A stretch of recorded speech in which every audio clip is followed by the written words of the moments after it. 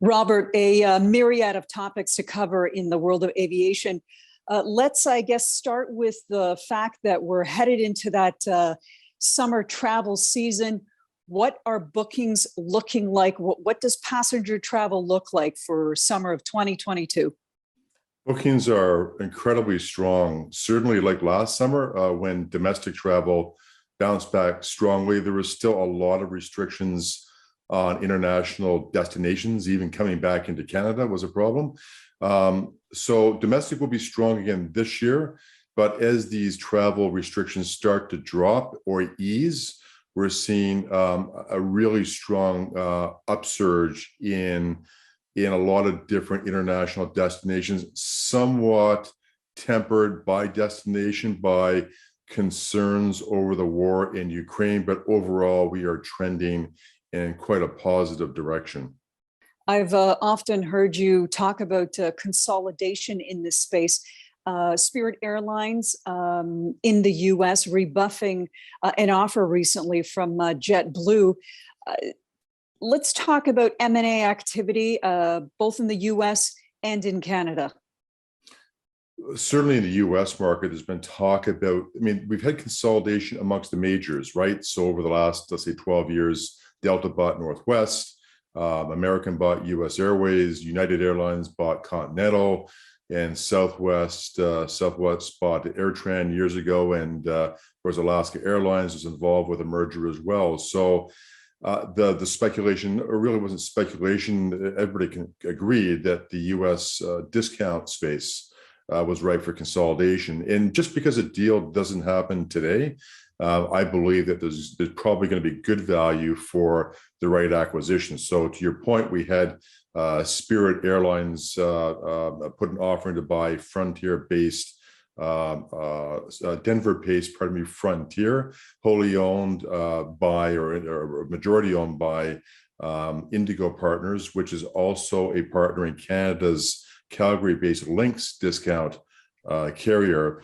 And then, of course, JetBlue, which is one of the US's low-cost carriers, put in an offer to buy Spirit. So I think that we're sort of waiting to see where things settle down, but I've got no doubt that by the end of the year, there's going to be some type of transaction in the US discount space that will go ahead. The question will be, what will US regulators say about that? Do you ultimately think we'll see that in the discount space here in Canada? Without a doubt, because, it's like any consumer marketplace, when the pendulum swings too far one direction, it's got to come back to equilibrium. So here we are, Canada. It was one of the last countries, developed countries in the world, that didn't have really strong discount carriers. And all of a sudden, we've got WestJet's unit Swoop. We've got Flair. We've got Lynx, which used to be known as Enerjet. We've got a couple of other players in the sidelines coming into the market, Jet Lines in in Vancouver. And we also have another carrier called Off We Go that's already launched out of the Quebec marketplace. And clearly for a country our size, with only 38 million people, is too much. So at some point, I would expect within the next, I'll call it 3 years, mark my words on that one, 3 years, I believe we're going to see some sort of M&A activity in Canada's discount space. We've talked a little bit about what's happening in when it comes to passenger air travel. Cargo Jet recently showing strong results for their Q1. Talk to us about air cargo and changes to air cargo. We're just coming out of this, the tail end of the pandemic. What's been happening on that front? I tell you, AJ Vermani, who is the founder and CEO of Cargo Jet, overseen phenomenal growth the last 10 years. Their stock price, sort of gone through the roof. It was, 10 years ago, it was $12 a share. And just look at the ticker where we are today. A phenomenal growth. And I think what this pandemic has shown is underscored the importance of cargo to the airline sector, especially for the passenger carriers that carry cargo belly freight, realizing that was one of AJ Vermonti's criticisms of the passenger carriers. They didn't care about profitability on cargo. It was, hey, if we can make a buck, we make a buck, and no real attention to revenue management, the same way those passenger carriers revenue manage their passenger traffic. So that's all been good. Of course, cargo saved a lot of carriers, even Air Canada, for example, that converted temporarily. We call it P to F, passenger to freighter, carrying not just belly freight, but converting all the seats on the main deck to carry packages as well too. But now that we're coming out of the pandemic, a lot of those P to F conversions will go away, either because the regulators don't want them or the carriers, that the demand for passenger traffic has surged again. But the long-term future is good. We've seen Air Canada, of course, taking some of their former wide-body Boeing 767s. They've converted 2. There's plans for about another 6 or 7, I believe. Cargojet has been growing phenomenally. Just a couple of days ago, firming up a much larger order for very large Boeing 777 freighters. And within the past month, also striking an enhanced deal with their partner DHL. So it's all good on the cargo front. Of course, WestJet recently converting 4 of their former Boeing 737-800s to what we call Boeing converted freighters. And they brought in a new executive because WestJet didn't have that deep cargo expertise. And a woman they've brought in from Middle East, she was formerly, I think, senior vice president for Qatar Airways Cargo, and before that with Emirates Sky Cargo. So WestJet really focusing on trying to get into the space as Air Canada has as well. Let's go overseas now. We've been hearing recently that the European Union has blacklisted Russian airlines. Let's talk about foreign-owned aircraft in Russia. What is the latest there?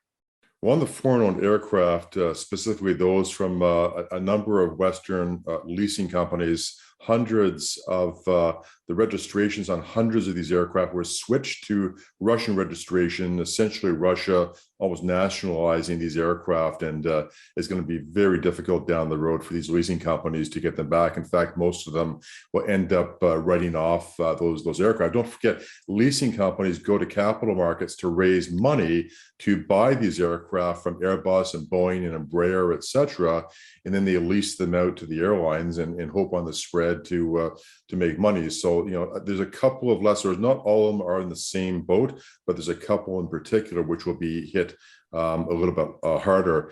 As far as the aviation space in Europe, of course, with that Russian airspace closed, it continues to be a problem for particularly carriers in Finland.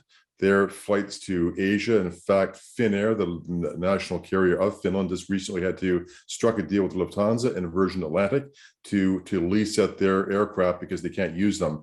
Here, closer to home, we've seen Air Canada, their Vancouver to Delhi, India route has been suspended this summer for the time being because they're having to do a technical stop in Dublin, Ireland on the way home, full crew change, refuel, and with the yields in the India marketplace just doesn't work. A 13 and a half or 14-hour flight has become a 18 or 19-hour flight. So those would be the impacts. Carriers that do a lot of flying between the Indian subcontinent and North America, plus Finland, are in the toughest boat. Also Japanese carriers to a certain degree as well. You and I recently caught up at a hydrogen convention in Edmonton, where the EIA, the Edmonton International Airport, made a slew of hydrogen announcements, I guess essentially making the EIA a hydrogen hub. As you see it, how does hydrogen fit into the aviation sector?